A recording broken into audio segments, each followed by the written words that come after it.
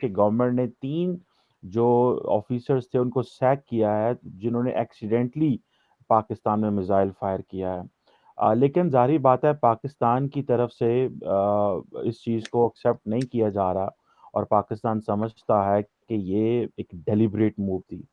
इससे पहले मेरी और आपकी यहाँ पे बड़ी दफ़ा डिस्कशन हुई, और मैं तो इस चीज़ को परफेक्टली मानता हूँ कि ये इन्होंने इंडियन जो डीप स्टेट है या इंडियन अथॉरिटीज़ जो हैं, उन्होंने डेलिब्रेटली ये मिसाइल फायर किया, और ये सिर्फ दुनिया को दिखाने के लिए शायद एक इंक्वायरी कर दी और लोगों को 3 एनोनिमस लोगों को फायर कर दिया।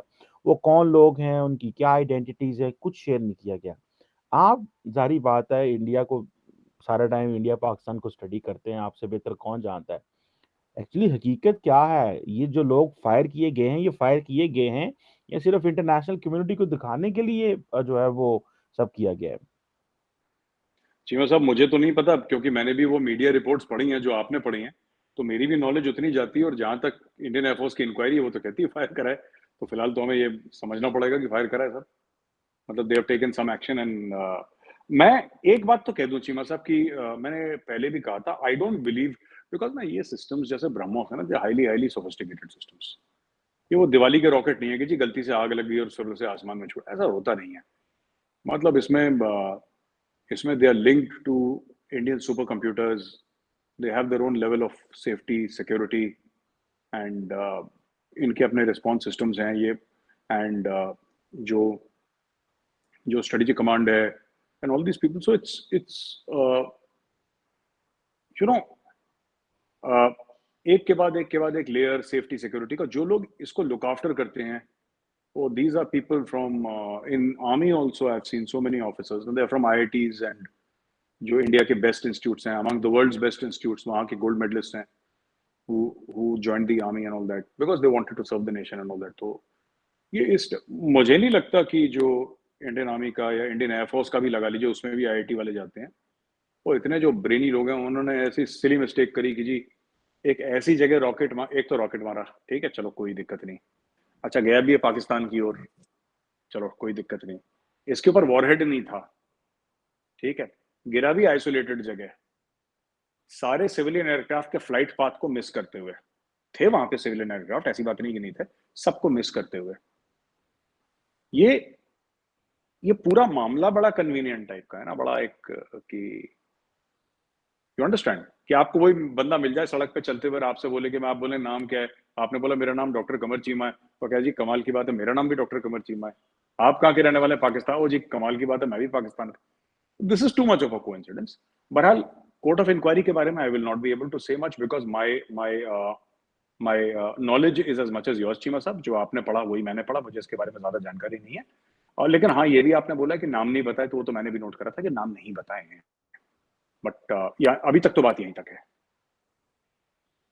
बिल्कुल ठीक है।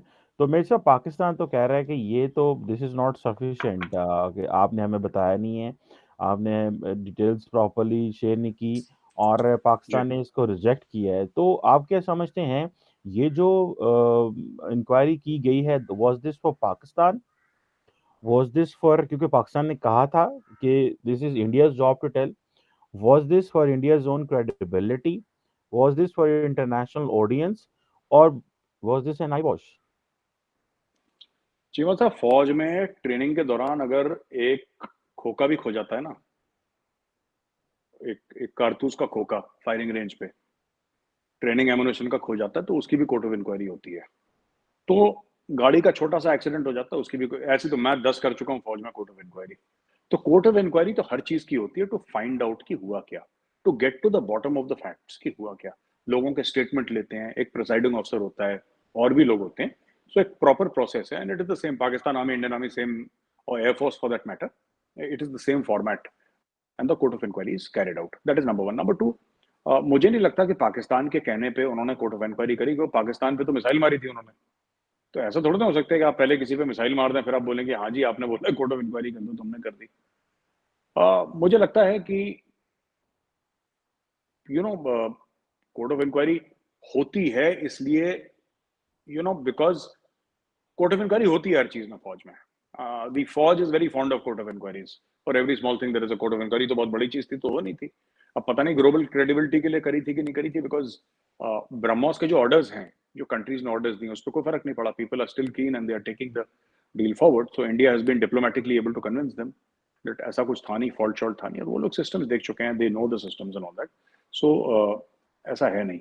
But fact of the matter is कि अब इसके सामने मैंने पाकिस्तान से भी सुना कि पाकिस्तान से भी आवाजें आ रही थी चीमा साहब की पाकिस्तान को भी इस कोर्ट ऑफ इंक्वायरी में शामिल करा जाए, पाकिस्तान भी इंक्वायरी में शामिल हो, ऐसा पाकिस्तान से एक डिमांड आई थी। मैंने पढ़ा था, डॉन न्यूज में भी पढ़ा था, मैंने जियो में भी पढ़ा था। तो वो तो जो पॉसिबल नहीं है, तो चीज तो वही डिमांड करें जो पॉसिबल हो। क्योंकि एक बार मोदी जी ने इनवाइट करा था पठानकोट आईएसआई को, I don't know if you remember और not. The ISI was invited in Pathankot with a good clean heart कि आप कोई अपने फॉरवर्ड एयरबेस पे किसी दूसरे मुल्क को जिसके साथ आपकी 4 जंगें हो रखी हो, कोई उनकी फॉरेन इंटेलिजेंस एजेंसी को इन्वाइट नहीं करता। मतलब ये बहुत ज्यादा हो गया। लेकिन मोदी जी ने कराई सेट कि आप आओ देखो, हम जो आपसे कह रहे हैं हम गलत नहीं कह रहे। आपके यहाँ से बंदे आए थे, आपके यहाँ से बंदों ने अटैक करा था, पाकिस्तानी सिटीजंस थे, they have launched an attack, this is the proof. And he invited them inside Pathankot and they were taken inside Pathankot and they saw inside Pathankot. उसके बाद हुआ कुछ नहीं। बोला कि नहीं नहीं साहब, ये इंडियन लिटरेचर है, ये तो बकवास है, झूठ बोल रहे हैं इंडियंस, तो कुछ नहीं हुआ ये सब। तो अब हो गया कि ठीक है, बस जो आप भी अपने शोज में कई बार बात करते हैं ना कि India has taken to totally ignoring Pakistani leadership and Pakistan की जी बात ही नहीं करनी। इसके पीछे भी वजूहत कही हैं चीमा साहब। ये ना एक दिन में नहीं हो गया ऐसे कि इंडिया का मूड फिर गया और India, we don't take emotional decisions. Bharat में आपको इमोशनल डिसीजंस नहीं दिखेंगे कि किसी ने हमारा नुकसान कर दिया तो हमने बोला नहीं कल से हम तो, we don't take, we are not privately we might be emotional but professionally we are not emotional people, we are very that way. मतलब 2+2=4 करके चलने वाले हम लोग हैं। और over a period of time, Kargil के बाद, ये सब चीजों के बाद जो हुआ है, उसके बाद एक सर्टन माइंडसेट डेवलप हुआ है। वो 2+2=4 वैसे हो गया कि मोदी जी अभी हेल्म पे है and he is of a certain mindset. ये आइडियोलॉजिकल लोग हैं, जैसे मैं आपकी शो में पहले ही बता चुका हूँ, ये आइडियोलॉजिकल लोग हैं, ये संघ के लोग हैं सब ये। So they are of a certain mindset. इन्होंने पहले हाथ मिलाया। मोदी जी की तरफ से ये था कि हमारे जो बड़े थे वाजपेयी जी, वो भी मीनार पाकिस्तान गए थे। और मैं फ्रॉम मोदी जी पर्सपेक्टिव बता रहा हूँ कि वो तो बड़े थे ना, इनके बुजुर्ग थे इनके, तो हमारे बड़े गए थे वहां पे। और जो पाकिस्तानियों की शिकायत थी कि तस्लीम नहीं करा, तो उन्होंने तस्लीम भी करा मीनार पाकिस्तान में जाके। और सब कुछ हुआ वहां पे। उसके बाद कारगिल हो गया। फिर हमने मियाँ साहब को बुलाया अपनी स्वेरिंग इन पे, और हम उनके वहां पे, शायद उनके कोई खानदान में किसी की बेटी की शादी भी थी, तो उसमें भी गए। लेकिन उसके बाद पठानकोट हो गया, उड़ी हो गया, और पठानकोट पे भी हमने फिर आईएसआई को बुलाया, उसके बाद भी कुछ नहीं हुआ। तो इनकी कुछ गवर्नमेंट की और मोदी जी की पर्सनल एक्सपीरियंसेस भी ऐसी रही हैं कि बार बार हम जो गुडविल जेस्चर, और goodwill gesture these are open. Modi ji Pakistan गए थे, दुनिया जानती है।